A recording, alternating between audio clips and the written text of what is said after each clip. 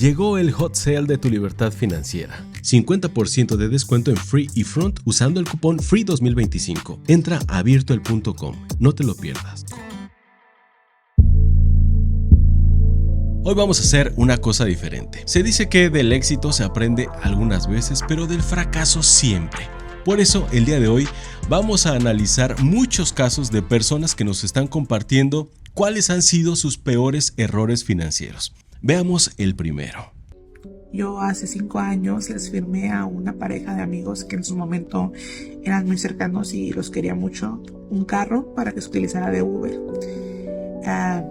Long story short, ellos terminaron a los pocos meses de haber sacado ese crédito de auto. Terminaron muy mal, hubo un tema de distanciamiento por ambas partes y pues me voy enterando el día de ayer que quise sacar un crédito de casa, de que ese crédito pues está moroso, ¿no? Esta persona que se quedó con el carro, que es mi ex amiga, no ha pagado en regla las mensualidades y por esa situación no me quieren dar el préstamo para mi casa. La verdad, chicos, es que me siento muy triste, he llorado toda la noche, porque pues por mucho tiempo tuve mucha ansiedad y mucho miedo cuando pasó, cuando todo valió, pues porque obviamente al principio sí, la mejor amiga por haberles dado la firma y todo, y yo me acuerdo muy bien que sabes que yo firmé, yo me sentía súper mal, yo sentía que no estaba haciendo algo bien.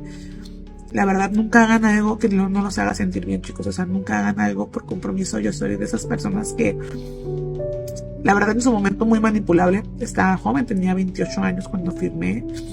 Y la verdad es que pues me arrepiento, no saben, por muchos años me he arrepentido y hoy, el día de hoy, más que nunca me arrepiento, porque pues esta situación puede significar el que yo pueda tener esa casa que me gustó tanto y que he trabajado en construir un crédito casi perfecto. Si no es que me dice la chica que me corrió el crédito, me dijo, es que tu historial es perfecto, me dijo, no habría ningún tema darte ese crédito, pero pues tienes ese adeudo, ¿no? Nunca firmen a nadie un préstamo, ni de un celular, ni de nada de aval, la verdad. Aunque parezca extremo, es mucho más común de lo que ustedes creen. Firmar un crédito por alguien al que seguramente le tienes cariño puede ser una de las decisiones más riesgosas que se pueden tomar financieramente hablando. Y si lo vas a hacer, que sea exclusivamente en aquellos casos en donde tú tienes el control directo sobre ese activo o sobre el pago. Yo voy a firmar como aval, pero con respaldo legal, y voy a tener control directo del vehículo como garantía. Y eso lo vamos a establecer en un contrato. Ser aval implica ser el responsable total de la deuda. En caso de que esta persona o estas personas, como en este caso, queden mal, la responsable o el responsable eres tú. Los bancos no van a perseguir a tus amigos, van a ir por ti. Esto, como pudimos ver, te puede afectar seriamente durante años. Puede ser ese bache que te impida tener la casa de tus sueños, que te den un crédito hipotecario o un crédito automotriz, o incluso que te den alguna tarjeta de crédito. Comprar un coche de lujo, alta gama, mega carísimo en abonos. Si bien yo pagaba el 30% de enganche, lo cierto es que las mensualidades eran altísimas y el error está en quedarte o desgastar tu flujo. El quedarte sin flujo te lleva a vivir incertidumbre y angustia. Pero además, al final del plazo, si es un arrendamiento, como fue mi caso, tienes que pagar una cantidad fuerte para poder quedarte con el coche. Entonces, al final, pagaste 40%, el coche se devaluó más de un 30% y perdiste todo ese dinero y todo ese tiempo. Para mí, si bien en algunos casos deducir de impuestos un auto puede ser una buena opción para tomar un crédito, la gran mayoría de las personas más bien desgastan su flujo. Mi consejo es, no lo hagas, ¿ok? Hay muchísimas personas que por tener un automóvil rápidamente lo hacen a través del leasing. Y recuerda que el leasing es arrendamiento puro. No estás comprando ningún auto, estás arrendándolo. Ese auto no es tuyo. Como podemos tener un auto de lujo, gama alta, carísimo, y lo podemos tener ahora mismo con poco dinero, lo hacemos. Sin embargo, recuerda que ese auto es rentado, no es tuyo. Si lo haces a través del leasing, no estás comprando nada. No sabes a cuántas personas conozco que lo han hecho así, que han comprado autos a través del leasing y terminan arrepentidísimos. Hay muy pocas personas que lo pueden hacer bien, pero si tú no comprendes bien cómo funciona el leasing y cómo puedes aprovecharlo para ti o para tu empresa, mejor hazlo de la forma tradicional. Ahorra para comprártelo en efectivo. No hay nada mejor que hacerlo así. De hecho, hice un video explicando detalladamente cómo funciona el leasing. Si lo quieres ver, simplemente búscalo así. Leasing César Davián Finanzas y ahí te va a aparecer. Es completamente normal estar quebrado al inicio de tus 20. Redes sociales, las historias de superación, te digan que deberías estar manejando un Bugatti y tener 200,000 pesos en tu cuenta a los 23 años es una mentira. Los inicios de los 20 fueron horribles. Horrible, chiquita. Aprendí mucho, hice muchas cosas, pero cometí demasiados errores financieros. Los errores que yo cometí al inicio de mis 20 que quiero que tú no cometas porque soy tu amiga. Uno de ellos fue no saber mi valor, no requerir un aumento, incluso cuando yo lo merecía. Ganaba muy poquito porque no me atrevía a pedir más dinero. Yo con una tarjeta de crédito de 5,000 pesos, la cancelé y después como que nunca supe cómo manejar mi dinero y mi ahorro y tampoco supe manejar un presupuesto. O sea, horrible. Cuando vivía con mis papás no ahorré suficiente dinero y además también cuando me mudé sin un fondo de emergencia, sin un 5 y ganando bien poquito. Ganaba como 1,500 pesos a la semana y se me hacía inteligente gastar 1,000 pesos en una salida. Poco me enfoqué en tener ingresos extra, me enfocaba mucho de que es mi trabajo, voy a hacer cosas, voy a vivir mi vida en vez de generar un poco más de dinero, además de que estaba ganando muy poquito en mi empleo. Hay información bastante interesante. Ella arranca el video diciendo que si alguien te dice que puedes ser millonario a los 20, te está mintiendo. Bueno, es que, mira, no necesariamente tiene que ser mentira. Hay quienes lo han logrado y hay quienes no lo han logrado a esa edad. Eso es lo de menos. Mira, tú nunca te compares con nadie. Yo te puedo decir que tuve la fortuna, la suerte o como tú quieras, que cuando yo estaba en mis 20 sí tuve un negocio millonario. Sin embargo, esto no es relevante para nadie.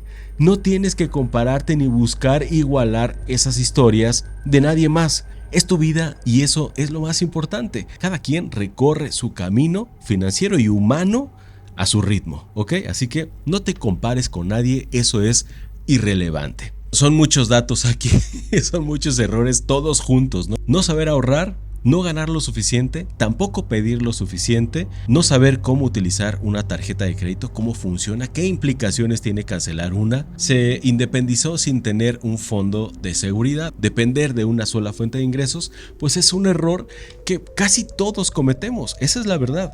El famoso 80-20 aplica en casi todo y también aquí. Depende de una sola fuente de ingresos y eso es peligrosísimo porque cuando se te acaba tu fuente de ingresos o si la fuente de ingresos que tienes te brinda ingresos pequeñitos y tus gastos igualan o superan lo que esa fuente de ingresos te está dando, pues vamos a estar en problemas. Y eso es lo que a ella le sucedió. Obviamente estaba muy joven. Esos son errores que cometemos la gran mayoría. Si nuestro ingreso es pequeñito, pues obviamente un alquiler se va a comer casi todo nuestro ingreso. Allí tenemos varias opciones. Una, gastar menos o aumentar nuestra fuente de ingresos o tener fuentes diversas de ingresos. Y eso sería lo más inteligente. Incrementar nuestros ingresos y así podríamos ir aumentando nuestra calidad de vida paulatinamente. Muy interesante, la verdad. A los 25 años caí en un esquema piramidal por no investigar y esa mala decisión me dejó endeudada y con un historial crediticio arruinado. Aquí te cuento cómo pasó para que no te pase a ti. A los 25 años no tenía una meta financiera clara, solo quería más dinero. Un día, alguien en quien confiaba mucho me invitó a algo llamado la flor de la abundancia. Me dijeron, solo invierte un poco y en un mes recibirás 3 veces más. En lugar de detenerme a pensar o investigar, decidí confiar, pero como no tenía ahorros suficientes, saqué dinero de mi tarjeta de crédito, pensando, es una buena inversión y lo voy a recuperar con creces. Un mes después, el esquema colapsó. El resultado, nunca vi ese dinero de regreso. Pero eso no fue lo peor. Mi deuda en la tarjeta empezó a crecer con los intereses y mi historial crediticio se fue en picada. Todo por una decisión impulsiva y mal informada. Después de esta experiencia entendí 3 cosas fundamentales. 1. Si algo suena demasiado bueno para ser verdad, investiga a fondo en fuentes confiables. No basta con lo que encuentras en Google o TikTok. Busca libros, expertos en finanzas y verifica siempre si la oportunidad es legítima. 2. Nunca uses dinero que no tienes para invertir. Si necesitas endeudarte para entrar, eso ya es un foco rojo gigante. Cada quien tiene sus metas diferentes y es fundamental ser consciente de tus decisiones financieras. Yo no puedo decirte en qué invertir, ni soy asesora financiera, pero comparto mis experiencias para que aprendas de mis errores y tomes decisiones más informadas y alineadas con tus metas personales. Esto es sumamente interesante, que le ha pasado a muchísima gente, y agradezco que se atrevan a compartirlo, porque hay muchas personas a las que les da vergüenza compartir estos errores, ¿no? Las flores de la abundancia son una estafa, son una vil estafa. Más del 15% de rendimiento sobre cualquier inversión ya es complicado de generar. Si te están hablando del 300% en unos cuantos meses, ten muchísimo cuidado, porque lo más seguro es que eso ya sea una estafa. Lo que está sucediendo es que es una estafa piramidal y que los únicos que están ganando ese dinero pues son los que la iniciaron. Punto. Creo que una de las claves más importantes que nos acaba de compartir, eso es una pepita de oro, es nunca te endeudes para invertir, nunca. Solamente puedes invertir aquel dinero que sea propio y además que puedas perder. Nunca inviertas aquel dinero que no puedas perder. Si tú dependes de ese dinero que estás invirtiendo, entonces no es tu momento para convertirte en inversionista. Tenemos que ir pasando por ciertas etapas para que cuando nosotros ya lleguemos a la posición de inversionista tengamos todas esas etapas cubiertas, para que ahora sí ese dinero no esté ni en riesgo, ni dependamos de ese dinero y ni lo estemos retirando, ni lo estemos usando para gastos cotidianos, etc. Podemos utilizar los rendimientos, pero no podemos mover el capital. Si dependes del capital para alguna otra cuestión, incluyendo alguna emergencia, entonces tampoco es el momento de invertir. Si tienes deudas, no tienes un fondo de seguridad, no tienes ingresos estables, entonces no es el momento de invertir. Chismecito o story time, como dice la chaviza, de uno de mis peores errores financieros. Por allá del año 2017, esta princesa decidió que era tiempo de tener un automóvil propio y con aguinaldo en mano fui hasta la agencia. Obviamente no fui a preguntar por el que me gustaba, sino por el que fuera más barato. Me dijeron: señorita, usted se puede llevar este coche y le podemos poner un pago mínimo inicial. A lo que yo dije: qué ganga, claro que sí, hágalo, con esto lo completo y me llevo mi coche. Claro que el monto a financiar subió y por ende los intereses. ¿Y qué crees? Ahí no paró. Porque aparte yo dije: ¿sabe qué? Financiémelo a 1000 meses, por favor, para pagar poquito cada mes y no andarme sintiendo yo ahorcadita. Pues sí, pagaba poco, pero todo lo que pagaba prácticamente se iba a intereses y nada a capital. Pero lo peor no llegó hasta el 2020, junto con la pandemia, que a mí me agarró sin un ahorro, sin un fondo de emergencia, y aparte mi principal fuente de ingresos, que es mi negocio y se dedica a los eventos, tuvo que cerrar.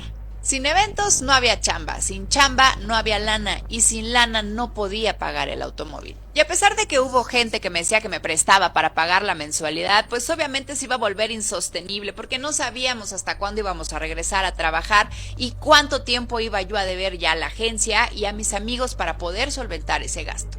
Así que con todo el dolor de mi corazón, mi dignidad en la otra, tuve que ir a la agencia a regresar el carro que ya no podía seguir pagando. Una vez más, vemos la importancia de tener un fondo de seguridad. ¿Cómo puedes perder todo lo que invertiste en ese automóvil por no tener un fondo de seguridad? El fondo de seguridad, mira, no es que estemos pensando todo el tiempo en que nos va a pasar algo trágico, pero la vida es así. Y para cuando suceda eso, lo mejor es tener preparado algo de capital para salir adelante sin tener que salir tan lastimados como en este caso. Mira, afortunadamente fue un automóvil y nada más. Estoy seguro que ella ya se compró otro o está en vías de comprarse otro, pero también estoy seguro que lo va a hacer de otra forma. Realmente la mejor forma de comprar Pues cualquier cosa es ahorrando. Si nosotros ahorramos paulatinamente, en algún momento vamos a tener el dinero suficiente como para poder comprarlo de contado. Ahora, si quieres apalancarte con el crédito, también lo puedes hacer, pero tienes que hacer un análisis exhaustivo para ver efectivamente cuáles van a ser los costos reales de ese financiamiento. Y además, debes tener la certeza absoluta de que vas a poder cumplir en tiempo y en forma con ese crédito porque tienes ingresos sólidos y porque también tienes un fondo de seguridad. Y sí, obviamente, mientras más pequeño sea el enganche, pues más alto va a ser el monto a financiar, y mientras más grande sea el monto financiado, pues más intereses te van a cobrar. Luego decidí comprarme un departamento en preventa. Sonaba increíble. Un precio preferencial, di el enganche y las mensualidades se fijaban a 3 años mientras lo construían. Pero había un detalle. Las mensualidades eran bien altas y solo pude aguantar 6 meses. Para colmo, la obra avanzaba a paso de tortuga y pensé, no veré un peso hasta que lo terminen, me lo entreguen, lo acondicione, lo rente, recupere mi inversión y mucho después pueda haber una ganancia. Resultado, decidí cancelar, perdí tiempo y dinero, pero aprendí algo valiosísimo. Si una inversión no genera flujo de efectivo pronto, puede convertirse en un gasto gigante. Comprar en preventa es arriesgar demasiado. No digo que todas las constructoras que venden propiedades en preventa vayan a fallar, pero es probable de que así suceda. La mayor cantidad de fraudes, de estafas o simplemente de retrasos que se tienen y de costos altísimos que se tienen son precisamente en aquellas propiedades que se venden en preventa. Son muchísimos los factores que alteran el costo de una propiedad, especialmente si está en construcción. Incluso hay un documental que les recomiendo mucho, que se los voy a dejar acá abajo en la descripción, en el comentario fijado, para que ustedes vean qué sucede cuando se compra en preventa. Un buen asesor nunca te va a recomendar comprar nada en preventa, ninguna propiedad en preventa, por tiempos, por costos, por retrasos de mano de obra, por errores que se tienen en la ejecución, porque se pueden demorar los materiales, sobre todo si son de importación, acero, aluminio, cristal, etc. Son muchos factores los que alteran este proceso, así que es altamente probable que termine siendo o mucho más costoso, y en muchos casos, que son los peores, los constructores terminan abandonando. Esto es real. Hay un montón de propiedades abandonadas que sí se iniciaron y que la gente va confía plenamente en que ahí está su departamento, ahí está su casa. Aquí en México, en Riviera Maya específicamente, por ejemplo, hay un montón de obras abandonadas precisamente porque los constructores ya no pudieron terminarlas. Mira, no digo que todos sean fraudulentos y que lo hayan hecho con esa intención, sino que les salieron mal las cosas y ahora terminaron abandonando. Algunos se fugaron, algunos otros incluso se quitaron la vida precisamente porque eran tan fuertes los problemas que terminaron haciéndolo. Hay un documental que habla específicamente de este tema y específicamente de propiedades aquí en México, en Riviera Maya. Te lo recomiendo mucho para que comprendas pues en lo que te estás metiendo cuando compras propiedades en preventa. En el 2017, en un viaje a Miami, un amigo prácticamente me rogó que invirtiera en un activo que me recomendó. En ese momento yo podría haber invertido $20,000 en ese activo sin ningún problema. Mi amigo me lo vendió de una forma brutal, pero al final yo no le hice caso. Ese activo era Bitcoin y mi inversión de $20,000 hoy serían $2.1 millones de capital. Su turno. ¿Ustedes creen que eso fue un error? La verdad, yo no lo veo así. Las oportunidades solamente pueden ser aprovechadas si tenemos los recursos necesarios y nos encontramos en el momento y en el lugar indicados. Si no tenemos los recursos, y no solamente me refiero al dinero porque él tenía $20,000, pero ¿por qué no los invirtió? Porque no estaba seguro. Y eso está bien. Si no estás seguro de hacer una inversión, no la hagas. No haber hecho esa inversión me parece que fue correcta. Nunca te metas en aquellas inversiones que desconozcas. Cuando yo tenía 24 años, conocí a una persona que me dijo, oye, mi tía lleva una caja de ahorro. La dinámica consistía en que mes a mes nosotros le daríamos una cantidad de dinero que quisiéramos ahorrar a esta señora. Y al finalizar, nos prometió que nos daría el 10% de rendimiento anual. Se me hizo buena opción porque además eran de confianza y decidí realizar mi ahorro con esta señora. Grave error, amigos. Resulta ser que el primer año todo fue miel sobre hojuelas. Realicé mis ahorros durante todos los meses y al final recibí mi 10% de rendimiento. El segundo año seguía siendo todo miel sobre hojuelas, por lo cual incrementé mi ahorro y al finalizar me volví a dar un 10% de rendimiento. Para el tercer año me puse las pilas y ahorré con todo. Lo que no me esperaba es que esta señora se enfermó. Fue a dar al hospital y utilizó el dinero de todos los ahorradores que estábamos en su caja para solventar sus gastos médicos. Y claro, es evidente que finalizando el año no recibí ni mi 10% ni tampoco mi dinero. Yo la verdad me puse media loca y se tardó aproximadamente 2 años en devolverme mi dinero. ¿Qué necesidad tenía de ponerme yo en esa situación cuando existen tantos productos en el sector financiero regulados y que nos protegen en caso de que suceda alguna situación con la institución financiera? Es muy interesante porque, bueno, ella lo hizo invirtiendo con una señora que la estaba haciendo de institución financiera, ¿no? Una caja de ahorro que organizó una señora, una vecina común y corriente, organiza esta caja de ahorro y, bueno, lo que sucedió, creo que no le fue tan mal porque al menos ella recuperó su dinero. Se tardó 2 años, pero hay muchas personas que no recuperan nada. Este no era un esquema Ponzi. Lo que yo veo ahí es que era una señora que efectivamente, seguramente prestaba el dinero como cualquier caja de ahorro. Esta señora prestaba el dinero de todos los inversionistas, de todos los ahorradores y al final ella entregaba pues parte de las ganancias. La mayor cantidad se las quedaba ella y las otras ganancias pues las repartía entre los ahorradores como cualquier institución financiera. ¿Cuáles son los errores aquí? Como ella dice, que no es una institución regulada, así que jamás inviertas dinero en nada que no esté regulado. Un consejo que le doy y de algo que me arrepiento al día de hoy un montón es que cuando quieran entrar al mundo de las inversiones no teman invertir en crisis. Recuerdo esa crisis del 2020 cuando llegó el COVID y la bolsa se desplomó. Al día de hoy miren el rendimiento en el que me perdí. No les pasa a ustedes. Sí, invertir en crisis efectivamente puede ser una oportunidad. Acuérdense que hay un termómetro que mueve las inversiones y este termómetro se basa en las 2 emociones humanas que son las que mueven el mercado, que son el miedo y la ambición. Checa este termómetro porque mira, nosotros generalmente vamos a vender ¿por qué? Por miedo y vamos a comprar ¿por qué?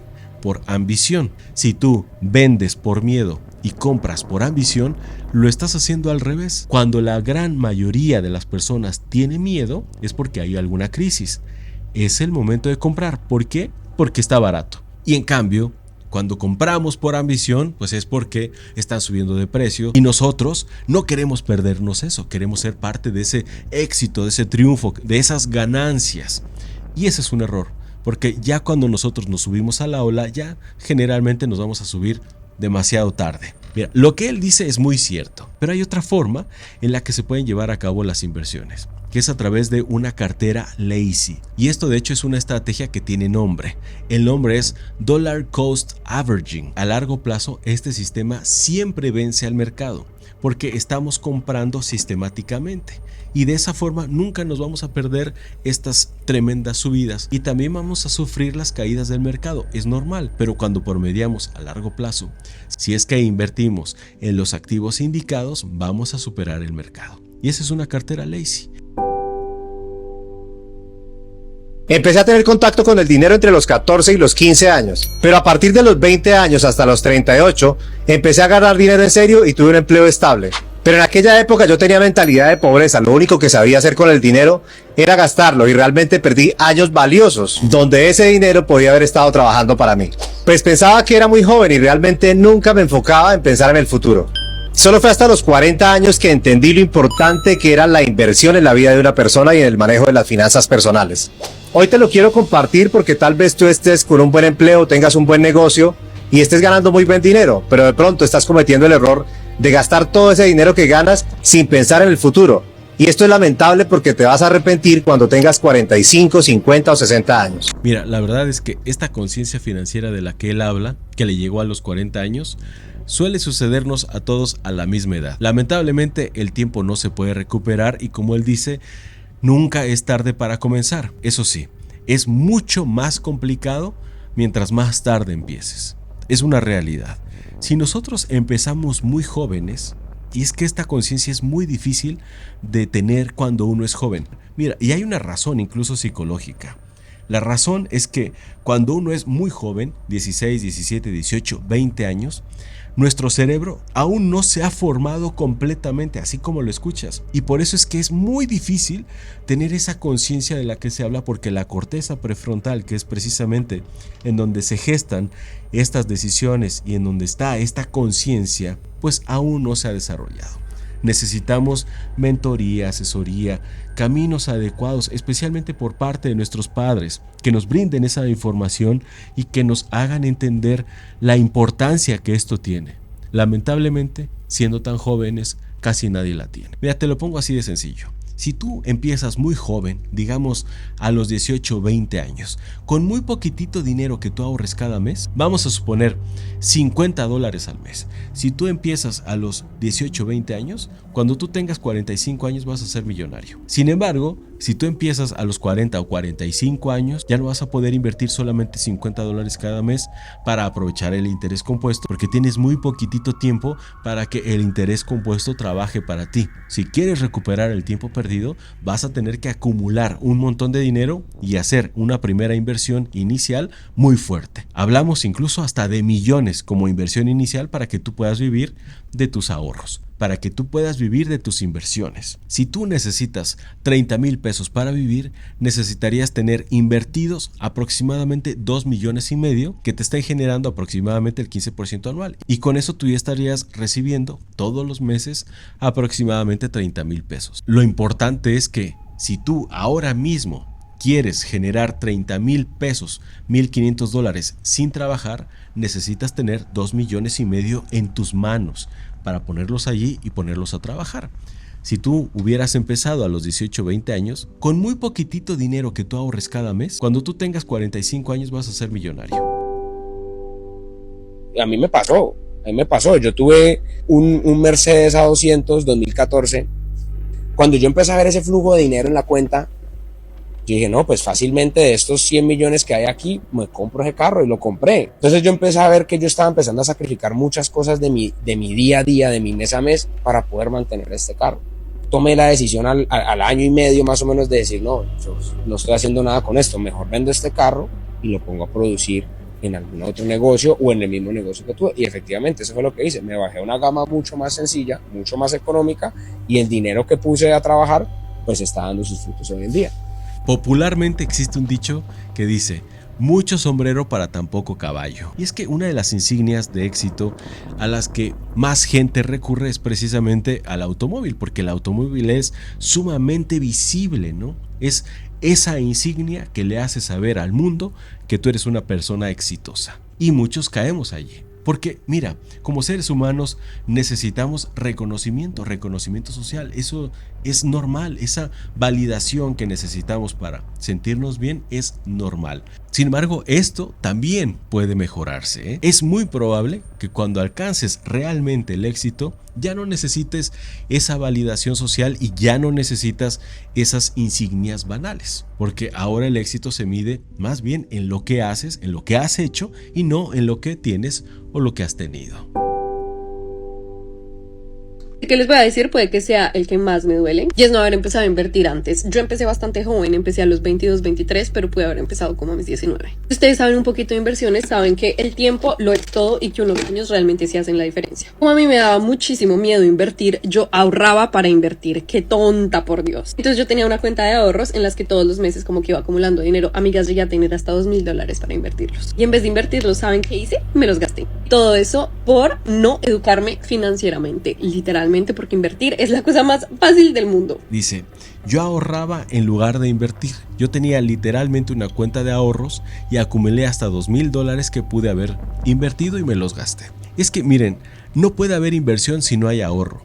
El ahorro es una etapa temprana de la inversión, nada más. Y además, es muy importante, como dije anteriormente, que antes de invertir tengamos un ahorro importante. Ese ahorro importante es tu fondo de seguridad. ¿A qué nos referimos cuando hablamos de fondo de seguridad? A tener entre 3 y 6 meses de tus gastos fijos, de tus gastos elementales, de tus gastos esenciales. Calcula cuáles son tus gastos esenciales, multiplícalo por 3, preferentemente por 6, y ese es tu fondo de seguridad.